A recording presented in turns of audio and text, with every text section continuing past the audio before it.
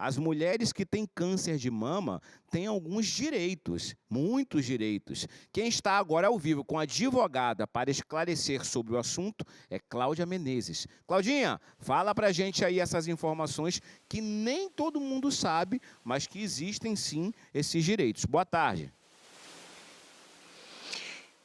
Isso aí, Alex, uma boa tarde para você, Léo, e boa tarde para vocês que nos acompanham aqui no nosso programa Universo. A gente vai falar dos direitos reservados às mulheres com câncer de mama. Estamos no Outubro Rosa, eu com a minha camisa rosa, aqui ao lado de Marina Basile, que é advogada especialista em direito da saúde. Marina, boa tarde, tudo bem? Primeiro, vamos começar logo assim, a mulher que descobre, né, que é diagnosticada com câncer de mama.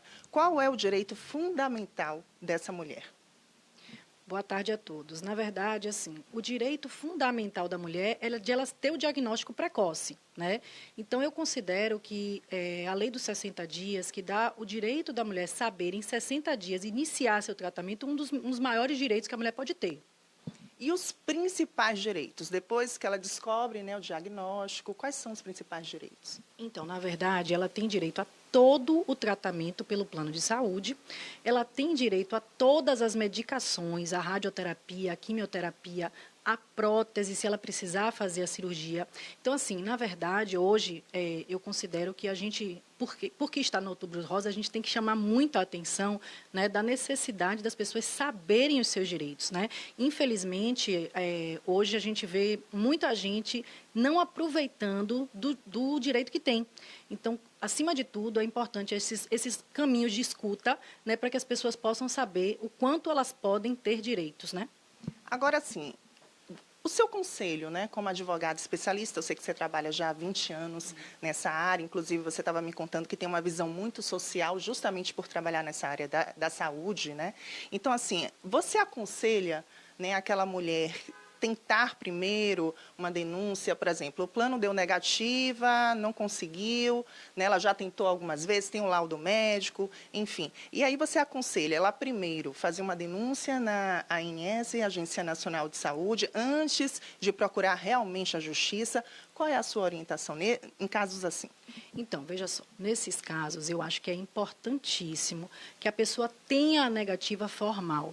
É um direito de qualquer pessoa ter a negativa formal. Se ela recebeu a negativa, eu acho que ela em seguida já deve procurar a ANS, porque ela pode abrir uma NIP, que é digamos, um comunicado à ANS, Agência Nacional de Saúde, e também procurar a justiça. Por quê? Porque a gente sabe que quando a pessoa tem um câncer de mama, ela precisa correr contra o tempo. Ela precisa correr para ter logo o diagnóstico, né, total e o tratamento, né? Porque quanto mais cedo a pessoa puder se precaver, se cuidar, se tratar, mais tempo ela tem de cuidar da vida dela, né? Então, é importantíssimo que ela possa tanto registrar essa negativa na ANS e depois procurar a justiça, se eventualmente ela não conseguir resgatar o seu direito, né? Porque, de fato, é um resgate que ela vai fazer, né?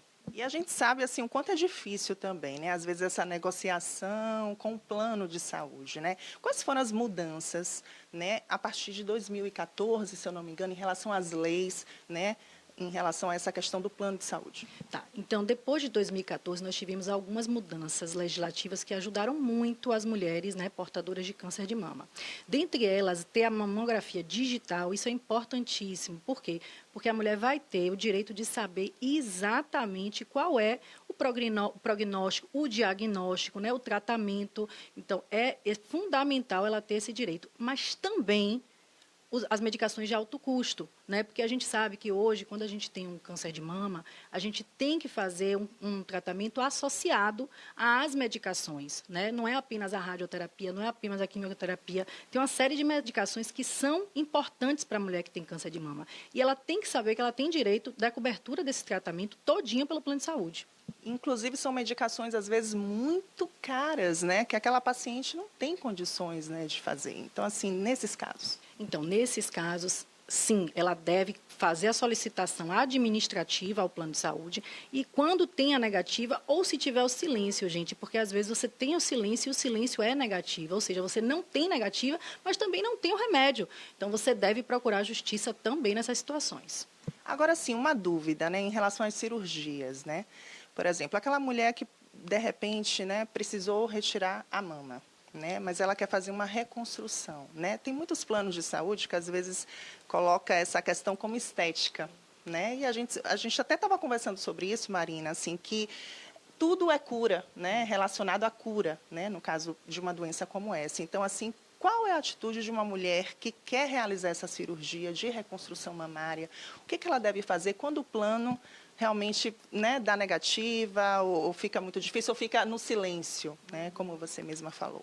Isso, na verdade, assim, a gente tem que entender que oportunizar a mulher a prótese mamária não é uma estética, é uma reparação, porque ela sofreu, né, para tirar aquela mama por conta de uma doença. Então, na verdade, não tem nada de estético nisso, é reparador. Portanto, o plano de saúde tem obrigação de dar a prótese e fazer a cirurgia no mesmo ato ou em outro ato, outro ato cirúrgico, né?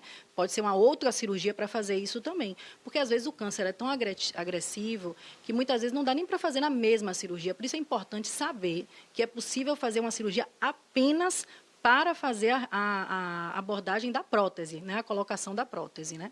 É possível, né? Vamos deixar. Sim, com certeza, absoluta.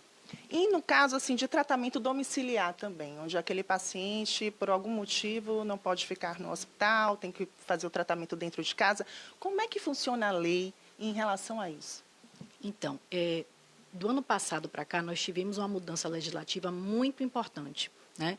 Por quê? Porque o rol da ANS ele deixou de ser taxativo para ele ser exemplificativo.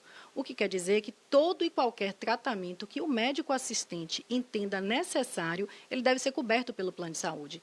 Inclusive, qualquer tratamento fora do ambiente hospitalar. Por quê? Porque, necessariamente, o que a gente objetiva é a cura. A gente sabe que, muitas vezes, a gente não consegue curar, mas a gente tem que oportunizar, né, dar a oportunidade de se curar a pessoa. E, para isso, todo o tratamento, inclusive fora do ambiente hospitalar, ele deve ser coberto pelo plano de saúde. Pois é, gente, aqui está Marina Basile, muito obrigada, advogada especialista em direito da saúde, obrigada pela entrevista. Falamos aí de um tema muito importante, que são os direitos, né, reservados às mulheres com câncer de mama, justamente no Outubro Rosa, como aqui estamos de rosa, né, um mês muito importante aí, mês de prevenção e combate ao câncer de mama e a importância do diagnóstico precoce, como você mesmo, Marina, falou. Eu volto com vocês aí no estúdio. As informações são de extrema importância, porque, na verdade, nem eu tinha isso, nem passava pela minha cabeça, dos direitos, né, a todo tratamento, quimioterapia, radioterapia, inclusive a cirurgia reparadora, né, da reconstrução do seio, a prótese. Muito, muito importante essa questão.